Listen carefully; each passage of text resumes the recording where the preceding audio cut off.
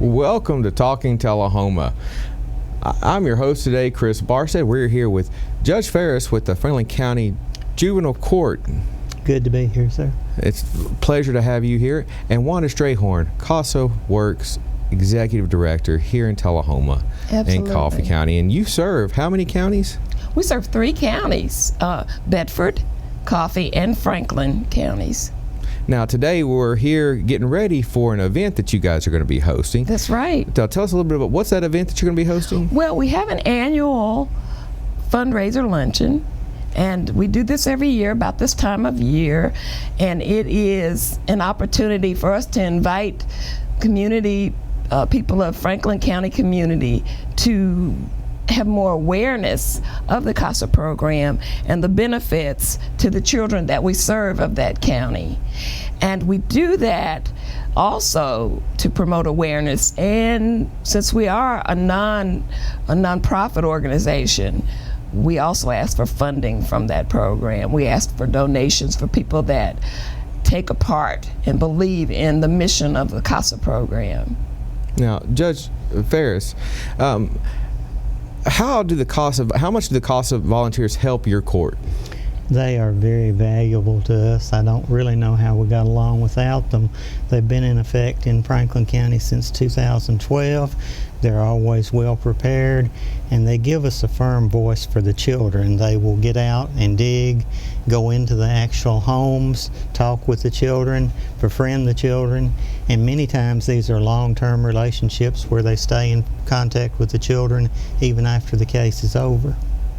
Wow, and that's one thing that I know you've touched on several times, Wanda, along with the preparation to become a volunteer. Mm-hmm. The commitment, it can be a very long-term one. What's maybe some of the longest commitments that you've had with one caseworker and one child? Generally, we ask a volunteer to commit themselves to 1 year, but we also ask them to commit themselves to the cases closed. We have had cases that have extended about 5 years or more because of placement issues, making sure that the children are in the most adequate environment where they can thrive and have a forever loving home. So sometimes it takes a little bit longer, but that volunteer is still there with them until they're adopted. Now, I know you were, Judge Faris, you were talking about how invaluable they are to your court. As part of that quality, the in-depth training and extensive background checks that CASA does for the volunteers to get them ready to assist you guys in the court? They get good people. Their training, and Wanda can talk more about that, is very extensive. I remember one case when an attorney was particularly perturbed about the fact that CASA had dug deeply into the facts, and he suggested that maybe they shouldn't further be in the case. And I said, well, what are you going to do? Cut their salary? Because they don't get a salary, they're strictly volunteer. And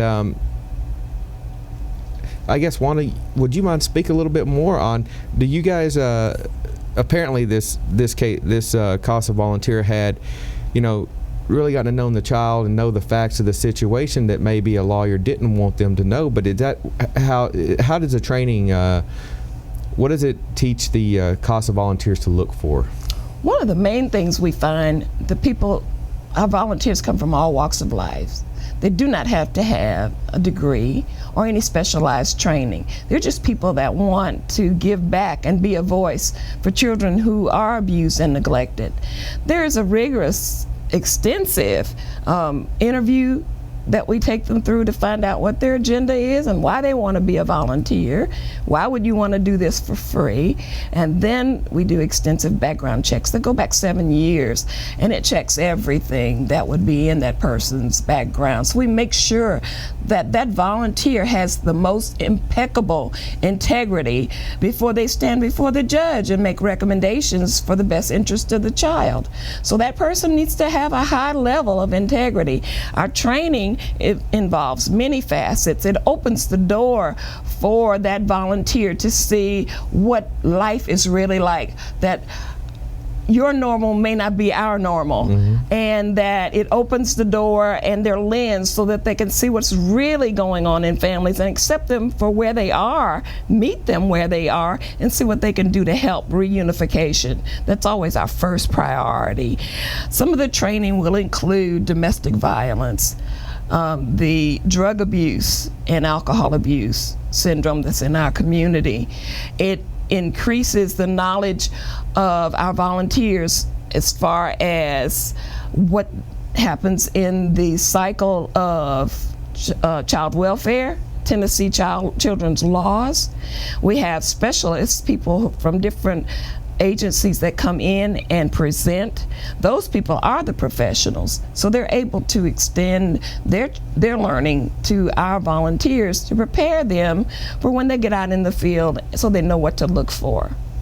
And that's amazing. I mean, so sometimes they will find that information that maybe somebody didn't want to come to light because they get to know the child. They do. I would think that even our volunteers, if the judge were to ask them what color is that child's eyes, they would be able to tell him. And is that the case, Judge Faris? It is. It's all about information, and they provide us information that, again, is very valuable to the case. And you don't always go with CASA's recommendation, but I've found over the years that about 90% of the time, maybe a little more, we do, because they provide the information that we wouldn't get otherwise. And that blows my mind in the world with DCS and all, and I realize those workers are, they cover such a broad, several children at one time, whereas CASA is one child, one volunteer, correct? DCS is stretched awfully thin. Yeah. The old saying of being overworked and underpaid, there are some situations that CASA can get to that DCS just doesn't have time for. That's exactly right. Exactly right. And let me add a fact that it's not always just one child. It could be a sibling group that a volunteer is assigned to. So it could be a group of, I think we had one case where there were 8 children in a family, and they had one volunteer, and those children were not all in the same home, but wherever those children were placed, that CASA volunteer went to see them and did what they needed to do to find out additional information, make sure that they moved through the system as fast as possible so that they could find stable placement as soon as possible. And this just, every time I hear you speak about what the volunteers do, it always just touches my heart, because these folks are, especially the family of 8, they're putting in so much time. And then, like I know throughout the time when they come to court, about how long does an average case trial last that the volunteer would be involved with? It's really hard to say. I think Wanda's estimate was pretty good. The better part of a year anyhow. The goal is reunification with the parents and a stable situation with consistency. But if mom's a drug addict and dad's a drug addict and their parents were drug addicts, it's hard to find a stable placement that will give you that consistency. So the cases take a while. Okay. And that, I've been not extremely knowledgeable about how all that process works once it gets to the court system, so I do appreciate the information there. But here in a moment, we're going to go to a commercial break, and I know, Wanda, you're going to have to leave us, unfortunately, for the rest of the show. Unfortunately. But we have some other wonderful guests that are going to be joining us to give us more of an insight into how the juvenile court system relies on CASA volunteers to assist children and with the goal of unification. And we'll be back after these messages. It's time for every family and business in Tullahoma to go green and recycle. Tullahoma Public Works makes it simple and easy to recycle. Just place your recyclable materials, paper, plastic, aluminum, and cardboard beside your garbage container on the same day your garbage is picked up. Your recycled materials don't have to be in a fancy container. Recycling is not only the right thing to do, it makes sense. Recycling pays. Paying to bury our garbage costs each of us. Please do your part. Let's go green, Tullahoma, and recycle. You asked for it, we listened. Whole Home DVR is here. Record up to 3 of your family's favorite programs at once, anywhere in your home. Start a show in the living room, finish it in another room. For just $5 more a month, upgrade your existing DVR service. Call one of our friendly customer service representatives today. The number you know, 455-4515.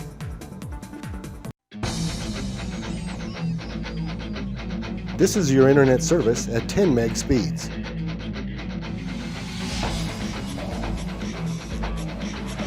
This is internet service at gigabit.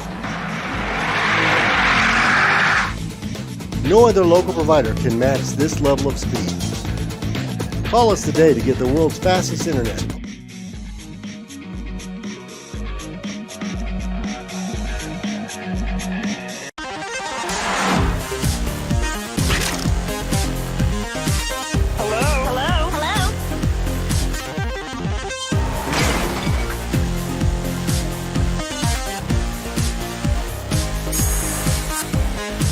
You wanna dance? Check out Stingray Music on TV.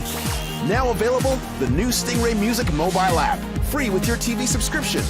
Stingray Music, all good vibes. Welcome back to Talkin Tullahoma. We're here with Franklin County Juvenile Court Judge Tom Faris and Court Director Beth Smith.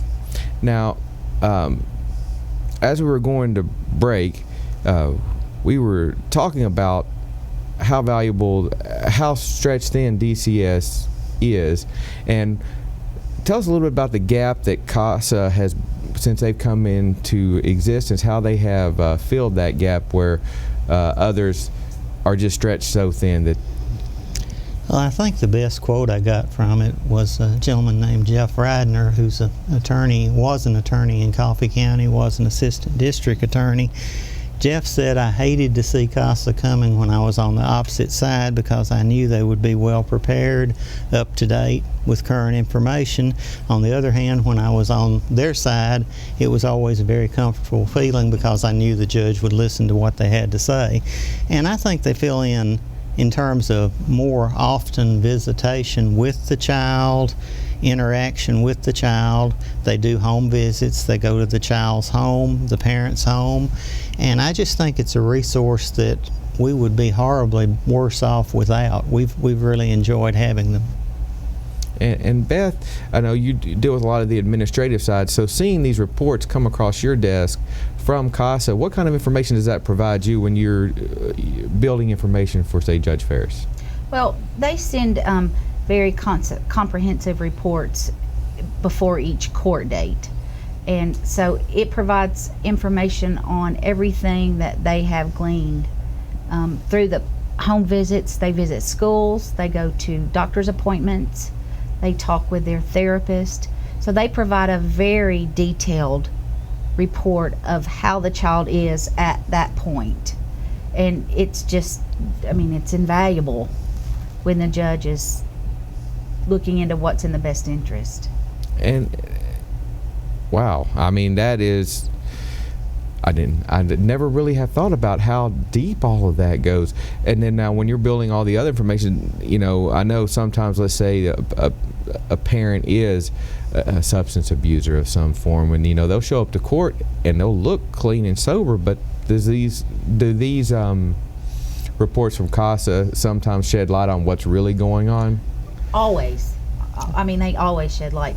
They even, if parents have been arrested in between court hearings, they will have that information. If they have completed alcohol and drug treatment, they will have that information. They will have spoken to the therapist at the treatment centers. It's just a complete, well-rounded snapshot of what's going on with that child. And they really don't leave anything uncovered. And I guess even on the other side of that coin, because I kind of went from one that it could be someone who does look rough around the edges, but CASA honestly could shed light that the parent honestly is doing everything they need to do to be reunified with their child. These are people that have, the volunteers have a great deal of life experience to offer. Most of them are parents. Most of them, frankly, have had or raised 2 or 3 children, and they've got a perspective as to what life is about. And by and large, we found them to be very, very stable people and very trustworthy. You can depend on the factual basis of the reports. And I know that makes your job a lot easier on collecting that information. Much easier, much easier. And I think too, when a parent is doing everything they can to reunify with their child, CASA will be their biggest supporter and their biggest cheerleader. And when that's not the case and there are still things that need to be worked on, CASA will be there as well, advocating for the child, that the parents have more things to do before unification can be attempted. And I think that's one thing that everyone who might have to sit in court, unfortunately, one day and have CASA representing their child, but it is truly about trying to work with everyone involved to get the child back with their parents at home. Absolutely. And these volunteers, they do come from all walks of life, from what I have understood. They do. We have some now that have been school teachers. We have a physician that's a volunteer. County commissioners. We have county commissioners. We have, like retired from AT&T, corporate, just all walks of life.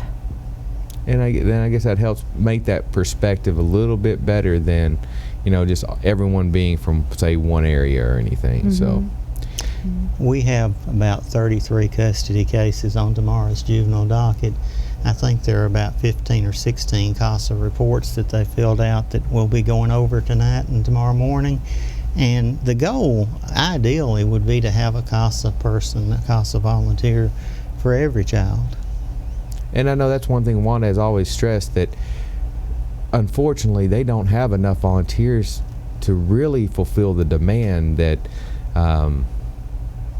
I forget right, she said she has 150 volunteers, I think, currently, or they're helping 150 children currently, and could really use almost double that number.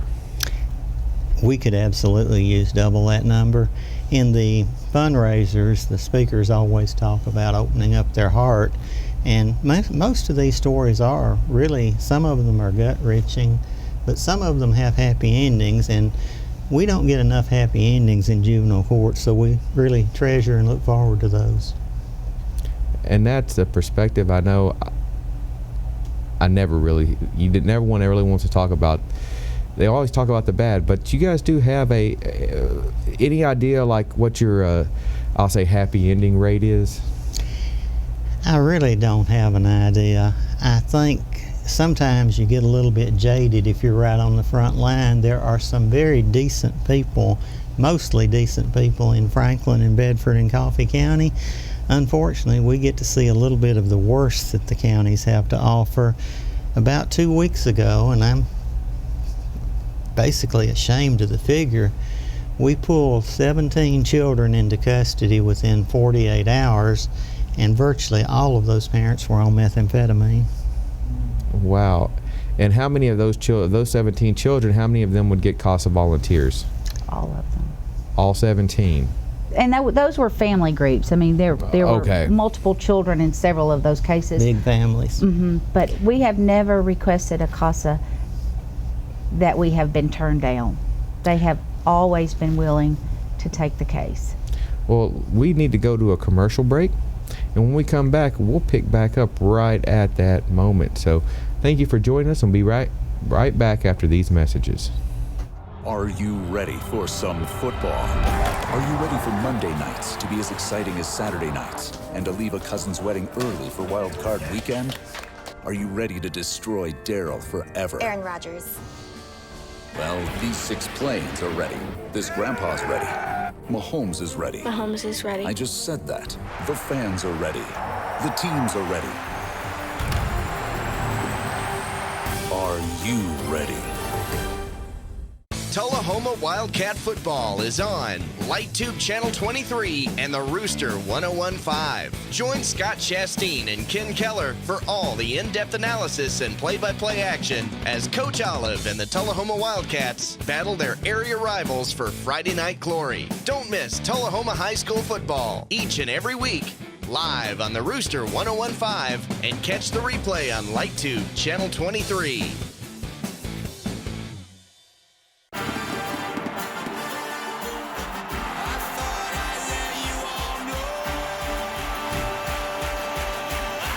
I think it's time to let go.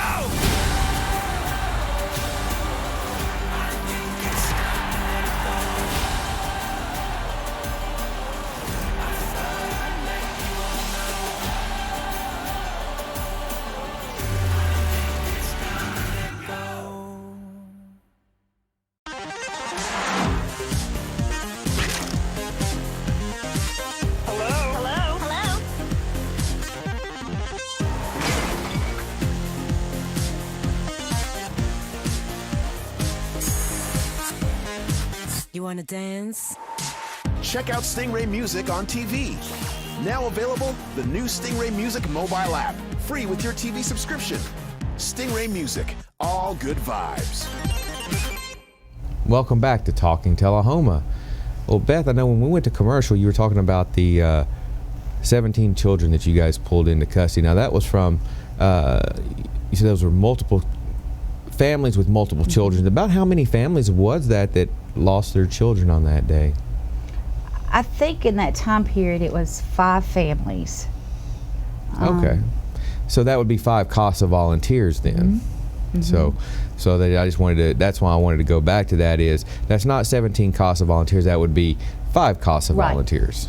Right, so that exactly. does, but that shows how much work that those volunteers are going to be doing now if they have 3-4 children per family to go, that might be spread out in different directions. Exactly. And they start helping from the minute the children are placed into custody. I mean, they are there to comfort the child while DCS is doing the paperwork and trying to find a placement, whether it be a extended family member or a foster home or a group home. Their job starts immediately. And I know, Judge Faris, you made the joke earlier about saying to the lawyer that, what do you want to do, cut their pay? These CASA volunteers, every bit that they do, it's on their dime. It's free, and we are so appreciative of that. These are folks generally that have been very successful in their own walks of life, have had their children, mostly raised their children, and want to give back. Which is not to say a much younger person can't do it as well, because that does give you perspective. It does. And then also, but since you guys are primarily Franklin County is not exactly a small county and a very huge geographic area and diverse geographic area, because you guys go from the flatlands and the valleys all the way to the mountains. So just gas alone of traveling across Franklin County can... Well, it's not just Franklin County. If the kids are placed in Memphis, they go to Memphis. Okay. The kids are in Kingsport, they go to Kingsport. You know, we occasionally have them placed in Atlanta. They drive down there. So they go wherever the child is, and wherever there's information that would be useful to the court, they go. And that's, I think, anybody thinking about being a volunteer, that's what they need to know is, okay, it's not just being in Coffee, Franklin, or Bedford County. It could be that trip to Louisville, Kentucky, or who knows where else. If there's a family member in, Wilmington, North Carolina, you might need to drive over there just to visit with folks and see how things are going. Right. Wow. And how many different do you guys place, I guess, like group homes and things like that? How many do you guys have access to place children in? Beth would have the good answer for that.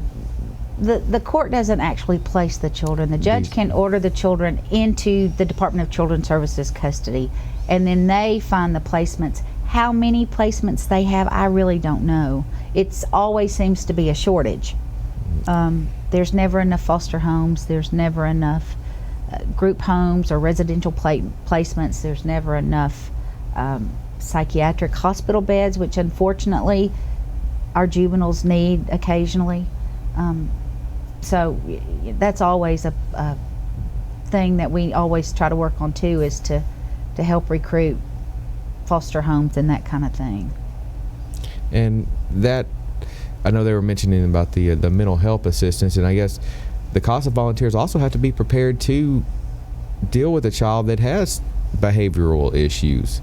How does that seem to play? I mean, it blows my mind on how these volunteers are able to do as much as they do.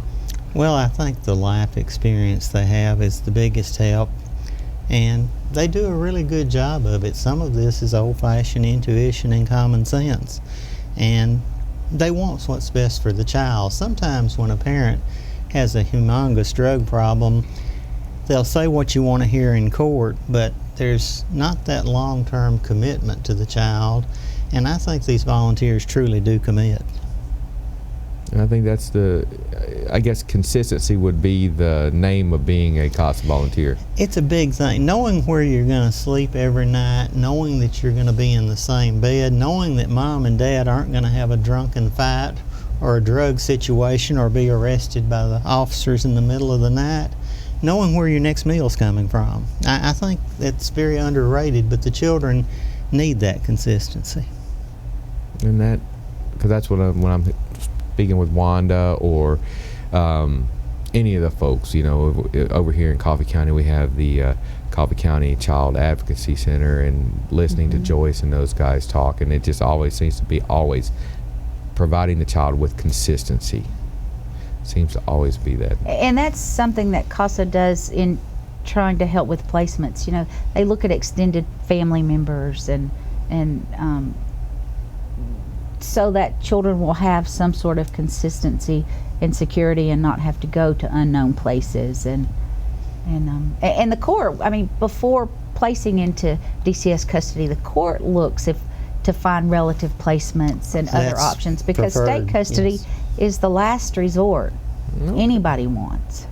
And I know Wanda also says that rarely does she ever have a caseworker say, I can't work with this child. And she always says her volunteers always are willing to work through the difficulty. Well, the child is usually very happy or interested in having someone that pays attention to the child. That doesn't always happen from the parents.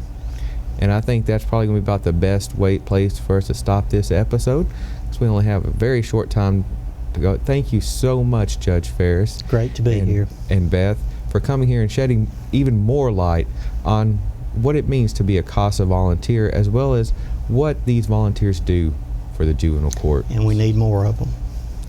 Yes, sir, we do. Thank you for joining us on this Talkin Tullahoma, and have a good afternoon.